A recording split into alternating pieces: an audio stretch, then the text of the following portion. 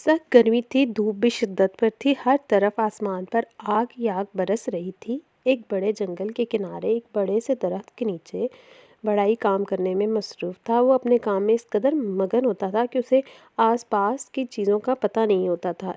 इसने दरख्त की छांव पर किसी भी चीज़ पर ध्यान न दिया और अपने काम में मसरूफ़ था। इसी दरख्त के ऊपर एक बंदर भी रहा करता था, जो बड़ाई को बड़ी तवज्जो से लकड़ियों को काटते देखता और उसे बड़ाई का काम बहुत पसंद था। वो चाहता था कि वो भी ये काम करे। एक दिन उसने सोचा क्यों ना वो भी ये काम करे, लेकिन बड़ाई हर टाइम अपने काम में मगन रहता था।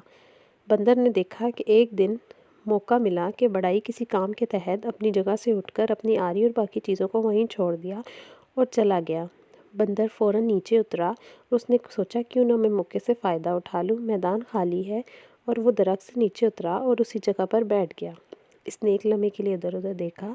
उसे काम करना नहीं आता था। उसने आरी से लकड़ी को चलाना शुरू किया और बिलाखिर वो मशीन चल पड़ी और बंदर का हाथ बुरी तरह फंस गया। बंदर दर्द से चिल्लाने लगा।